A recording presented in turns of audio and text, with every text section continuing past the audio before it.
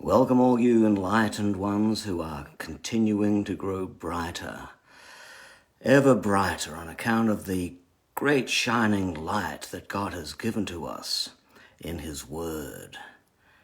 In the book of Ecclesiastes, He's helping us to think right, because if we can think right, we will be right. And if we can think right, we will do right. And so He's dealing with all of our stinking thinking so that we can think right, have the right approach to the way that we think about things, about all things, about things on earth and things above the earth. We're in Ecclesiastes chapter 1. We're at verse 9.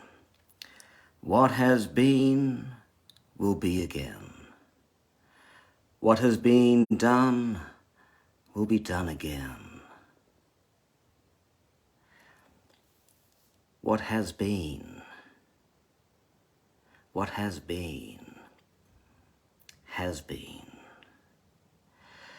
Are you a has-been? To be or not to be, that is the question. We all want to be. Our fear is that we are a has-been, and all our becoming is done and dusted. If we are a has-been, then life has lost its meaning. But this is saying, even the has-beens will be again. Of course, the teacher is highlighting the repetitive patterns of mankind. We repeat ourselves in so many ways, habits and sayings and gestures and stories. Repetition can be a blessing, but it can also be a curse. Repetition can save us time, can help us remember, keep us connected to our past.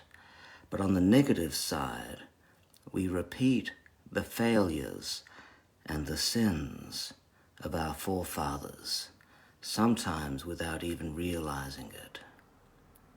Isaac didn't know his father Abraham had lied about Sarah being his sister. And yet Isaac repeated the exact failure of his father when he lied about Rebekah being his sister. We transfer more than DNA onto our children. We're talking there about generational curses.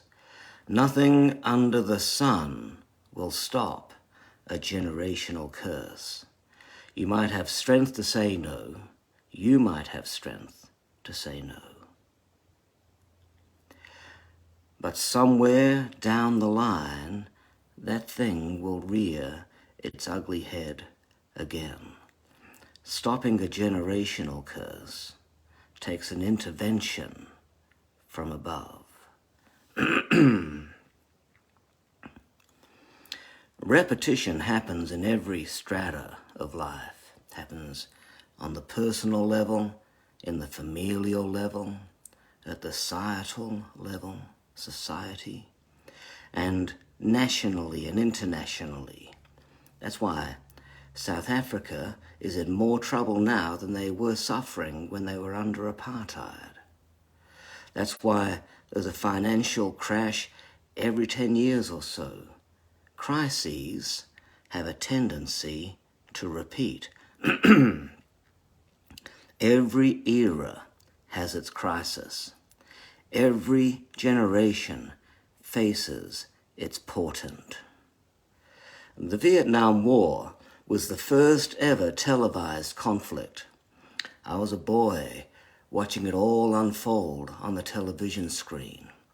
And the Australian Defence Force was conscripting young Australian men, 18 years of age, and shipping them off to the conflict. My brother was 5 years older than I. He was 17 at the time, and so I was concerned for him.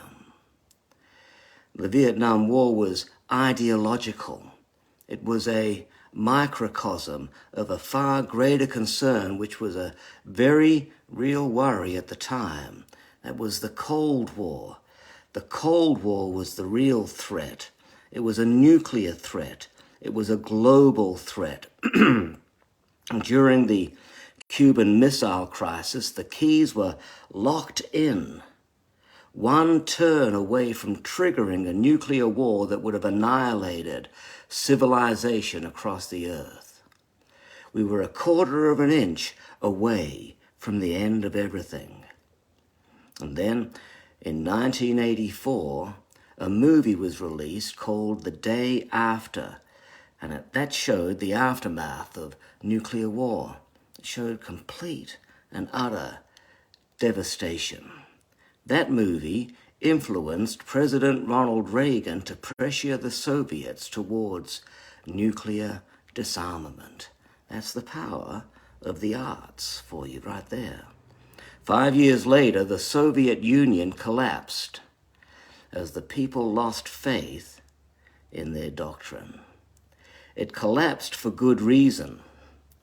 The system that created the Soviet Union and the system that Mao established in China and that still exists in North Korea and parts of Africa and Central America were all predicated upon Marxist suppositions that offered a utopian future where all property was held in common. From each according to his ability, to each according to their need was the mantra. From each according to his ability, to each according to their need. It sounds all romantic and sentimental. It is a wonderfully sounding sentiment that continues to be attractive in universities today and on the socio-political landscape of the West. It's still very attractive to young people today. But it couldn't deliver on its own principle. You need to understand this, that a lot of the disruption movements that are underway throughout the earth today in the West are propagated by Marxist sentiment that couldn't deliver on its promise and in fact resulted in the death of over 100 million people, and yet we're still teaching Marxism in our universities today. How do we get it so wrong? No wonder we keep on repeating the sins of the past. And with the end, sorry about that, I went off on a bit of a rant. With the end of the Cold War, that crisis passed. And then climate change took center stage. And more recently, the pandemic has taken center stage. Every era has its crisis. What has been will be again. There have been many threats to life on earth. It's actually the same threat in a different guise. Jesus said in his great dissertation wherein he was speaking about his return, he said, such things must happen. Why must such things happen? Because that's the nature of the fallen material world. Humanity can't seem to enjoy perfect peace and harmony without somebody ruining it all. Were you to have everything you desire and live in total tranquility, sipping pina coladas on some tropical ocean island under the sun, the fall would sabotage your perfect little life, because that's the nature of things under the sun. Whether it's wars or earthquakes or divorces or collapsed stock markets or floods or redundancies, every crisis questions the nature of life. Remember when Jesus talked about wars and rumors of wars, he said, "See to it that you are not alarmed." How are you not going to be alarmed How are you not going to be alarmed now that Russia and China are flexing their muscles? Do you close your eyes and cross your fingers and pray for the best? You need more certainty than that. Hope, not wishful thinking, but hope is the required element in a crisis, the kind of hope that does not disappoint. Real hope doesn't originate under the sun. Hope comes from outside the constraints of a fallen material world. Hope is an envelope containing vision and courage and strength and joy. Jesus said, for the joy set before him, that's his vision, that's his hope. For the joy set before him, he endured the cross. Hope is an envelope containing all of these things. It is the view from the other side. Yes. And because it's from the other side, it is eternal. And it's always new, because if it's eternal, then it is always new. Unlike everything under the sun, nothing that we do in eternity, that's in heaven, nothing that we do in eternity will be an act of repetition, because acts of repetition happen under the sun. Everything we do in eternity will be brand new, because it has original life within it. You hear people say things, well, I'm not too sure if I want to go to heaven because it sounds so boring. All we're going to do is worship God. Let me say, nothing that we do in heaven will be boring. Everything in life under the sun ends up being boring, because that's the nature of life under the sun. Every era under the sun has its crisis, because that's the nature of life under the sun. And so we have to go outside of this world to find that which we need to be able to help us to endure the crises of life. So think about it.